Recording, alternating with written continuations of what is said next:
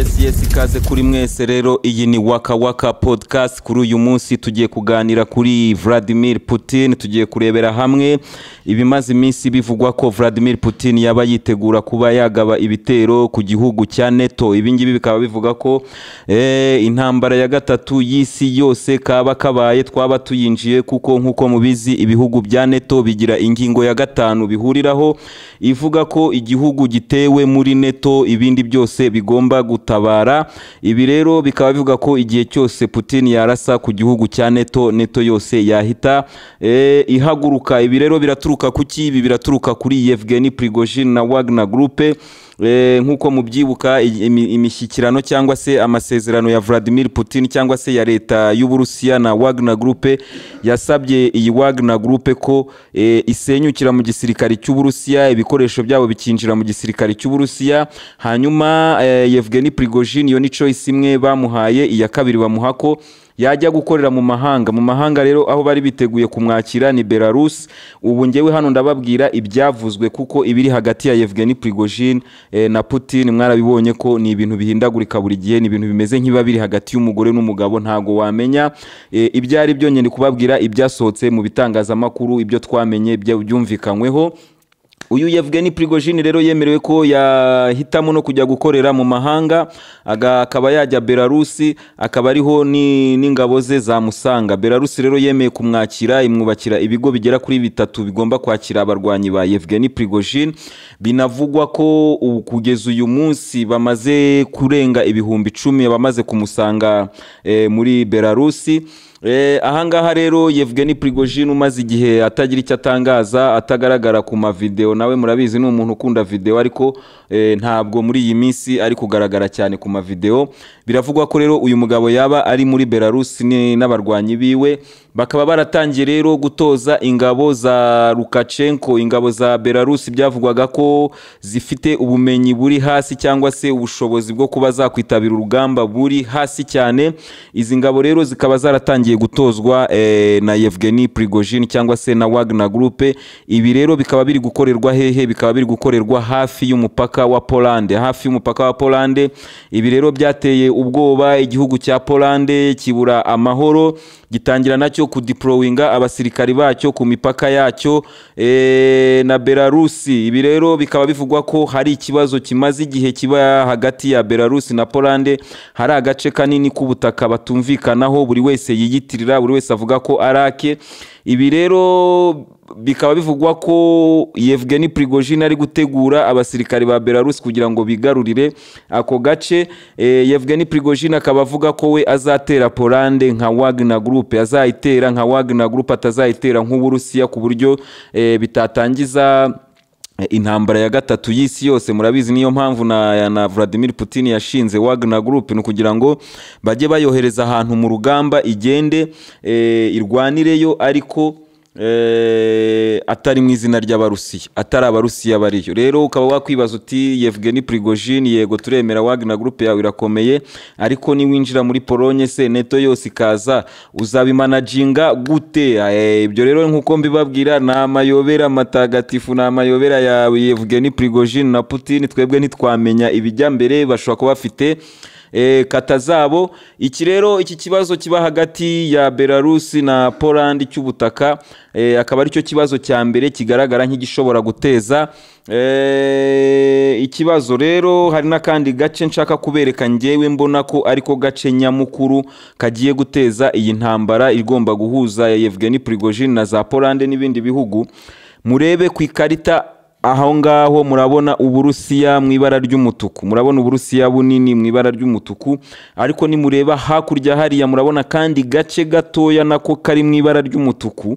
Ako nako ni ubutaka bw'Abarusiya, ariko nkuko mubibona buri hagati y'ibihugu bya NATO. Ruguru ni NATO no hepfo ni NATO, kandi noneho ikiza cy'aka gace karakora ku nyanja, na gace k'Abarusiya gakora ku nyanja, ariko kakaba gafite ikibazo cyo kuba nta hantu gahurira n'Uburusiya cyangwa se Belarus iri mu kwaha kw'Abarusiya cyangwa se ikorana n'Abarusiya. Rero aka gace impamvu mvuga ko gashobora guteza imirwano mwakarebaga aho ngaho ku ikarita, reka tuzane ikarita ya kabiri murayibona. Murabona ku karungo gatukura gaturuka aho ngaho bakita Suwaki corridor, bakita Suwaki corridor.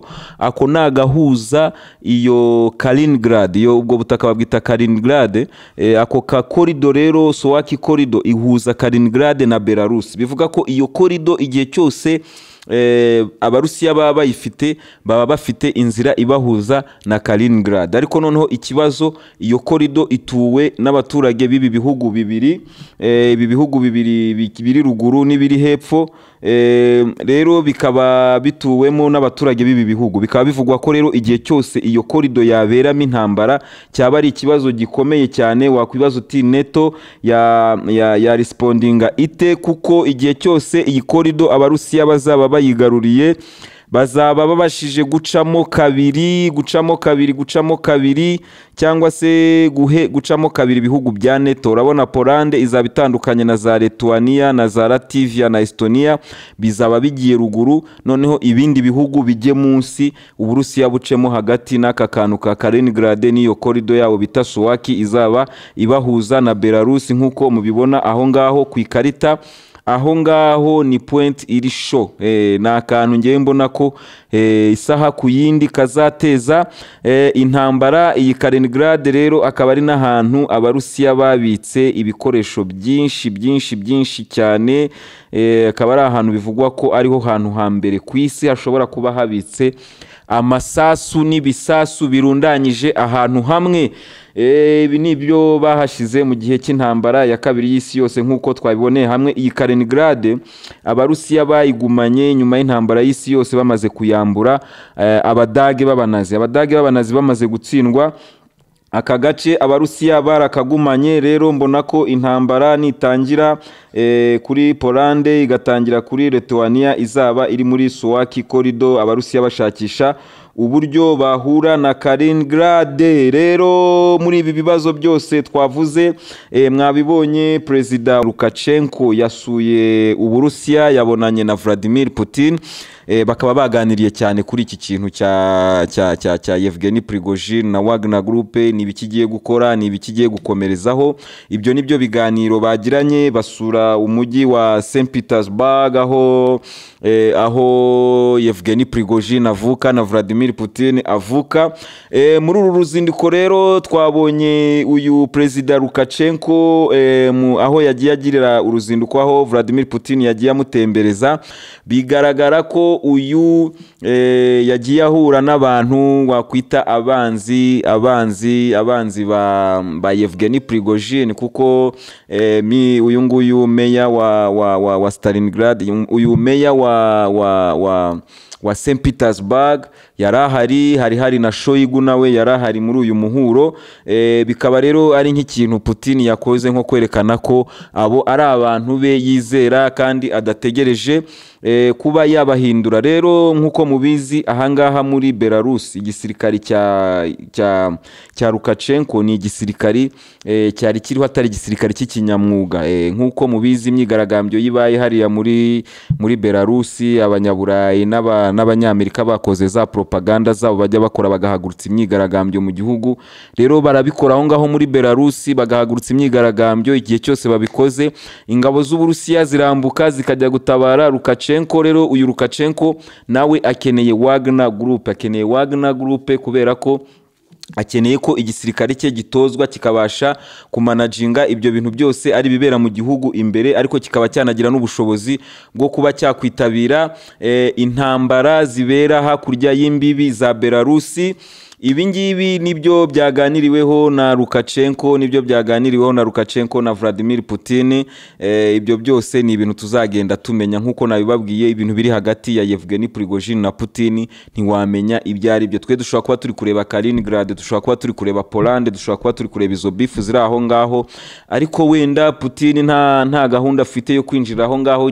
Wenda ari ukujijisha kugira ngo Yevgeny Prigozhin n'abarwanyi be n'igisirikare cya Belarus. Nk'uko mubizi, Lukashenko kuva iyi ntambara yatangira ntabwo Lukashenko yigeze afasha abarusiya kuba yabaha nk'abasirikari babo ngo bitabire urugamba muri Ukraine.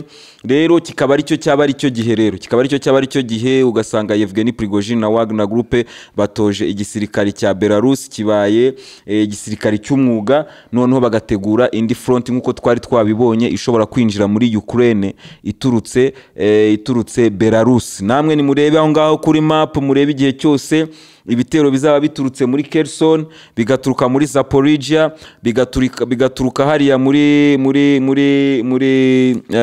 Kharkiv, noneho hakabaho na support y'ingabo zatojwe z'abanya-Belarusi, hakabaho na support ya Wagner Group nawe yakwinjira ihereye hariya, kuko hariya guturuka Belarus ujya Kiev ni birometero 130, hagati 130 na bingahe na 140. Urumva ko sikure uturutse ahandi abarusiya barwana baturutse. Rero ibi nge mbibonamo tekinike nyinshi cyane za Putin. Murabizi Putin ni umuntu udashobora gupfa kumenya ngo ikarita ze ari kuzikina gute, ni ugutegereza tukareba role ya Yevgeny Prigozhin ahangaha muri Belarus, tukareba ni iyihe mission yahawe, tukareba ni ibiki bigiye gukurikiraho. Ikindi, uyu Yevgeny Prigozhin twavuga ko abagenerali tuvuga ko wenda ari abagenerali bari inshuti ziwe, abenshi bakomeje kutagaragara mu kazi kabo, bakomeje kutagaragara ku mirongo y'urugamba. Hari nabo bivugwa ko bashobora kuba barafunzwe, harimo bavuga ko bashobora kuba barahagaritswe. Harimo umugenerali wari uyoboye abaparakomando cyangwa se abarwanira mu kirere, barwanira ahangaha muri Zaporizhia. Uyu nguyu yarahagaritswe ku mirimo yiwe. Hakabaho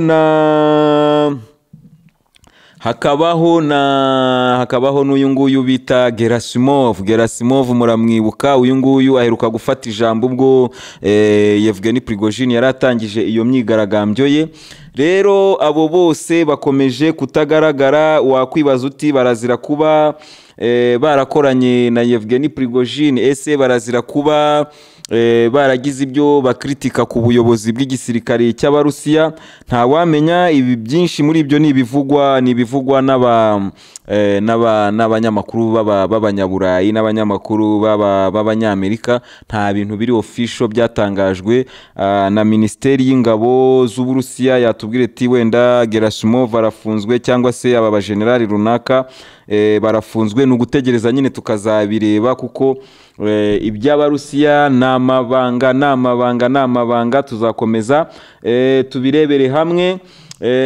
Ikindi nuko nkuko twabibonye uru ruzinduko rwa Lukashenko rurarangira, uwitwa Shoigu nawe afata indege yerekeza muri Korea y'Amajyaruguru, arerekeza muri Korea y'Amajyaruguru kugirana ibiganiro by'ibyo Uburusiya bushobora gufatanyaho na Korea y'Amajyaruguru, ibyo bashobora gukorera hamwe.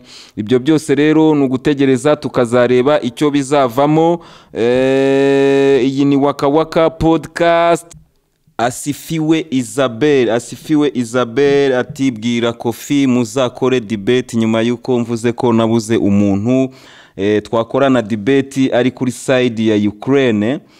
Barambwira bati uzahamagare Kofi ntago muzi, ariko nzamushaka niba ya defendinga neza side y'abanyamerika n'abanya-Ukraine, noneho tugachallengeingana. Ndagushimiye cyane Asifiwe. Hano harundi Evode Twizerimana arambaza ati, can I be sure that Russia is going to win this war in Ukraine? I'm the one of the Russian supporter. I can tell you can be sure. You can be sure kubera ko nta gihugu nta nuclear power igitsindwa intambara. Icyo ngicyo cyo ni ikintu nakwizeza. Ikindi kandi nuko nureba neza ibiri kubera ku rugamba, ukareba neza tactique z'abarusiya, ukareba neza iz'abanya-Ukraine, abarusiya baragenda slowly but surely, barakora imibare y'urugamba nkuko twabibonye mu kiganiro cyashize.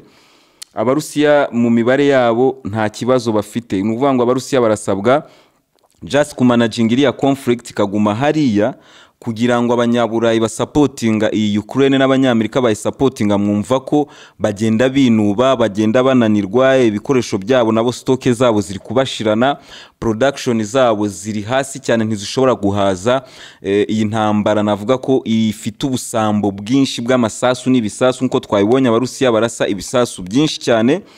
Rero ntabwo Ukraine ishobora gutsinda iyi ntambara.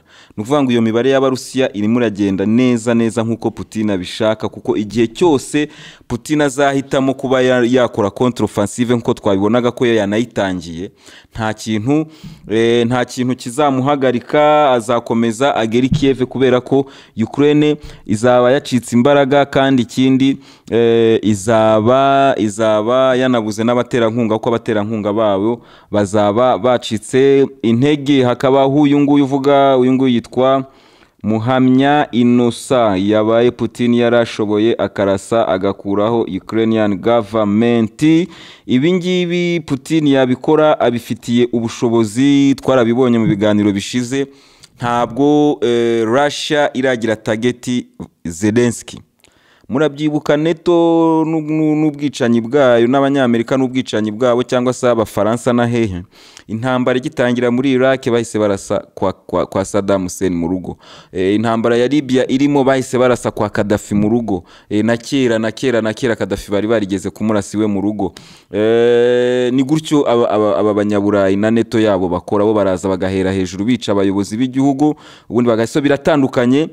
No mu Burusiya biratandukanye n'imibare ya Vladimir Putin. Twarabibonye mu biganiro byashize, hari ikintu abanyaburayi bari gukora n'abanyamerika cyitwa Russophobia.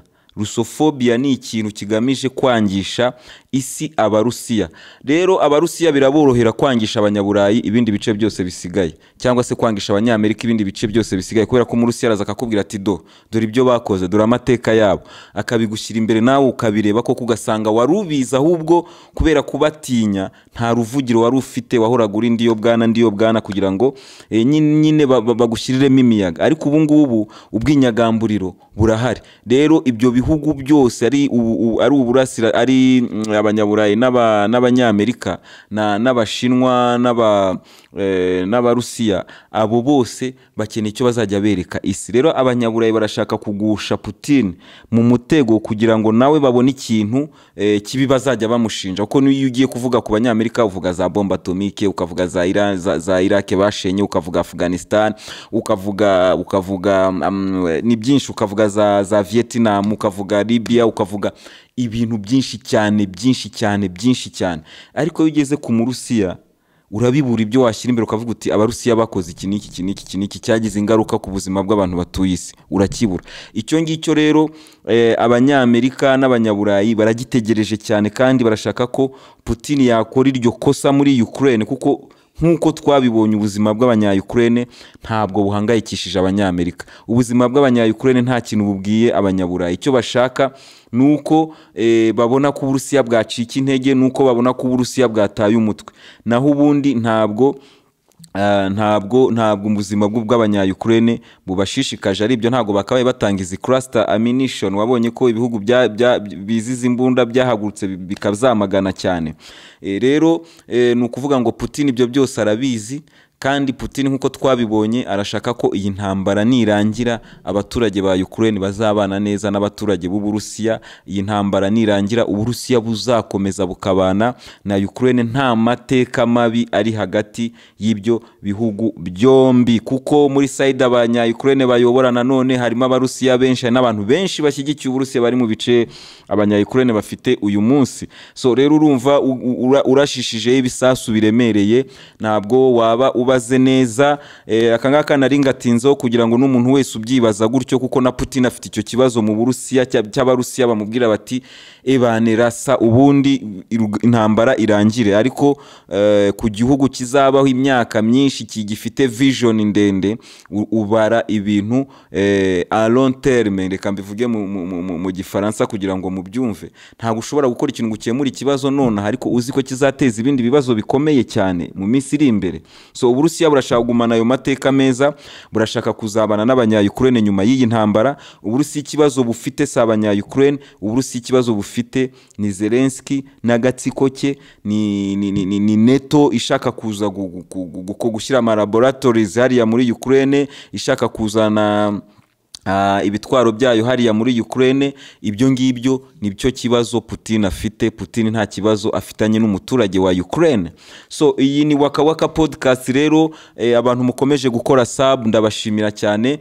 Mu biganiro mujya mwumva ntago nyavuga ngo mukore subscribe, ariko ni ngombwa cyane niba wakunze iyi content, kandi rero ni byiza kugira ngo tujye tubana tuganire, namwe munyohereze message muri comment tuziganireho muri ibi biganiro. Ndabashimiye cyane cyane cyane, Imana ikomeze ibahe umugisha. Iyi ni Waka Waka podcast.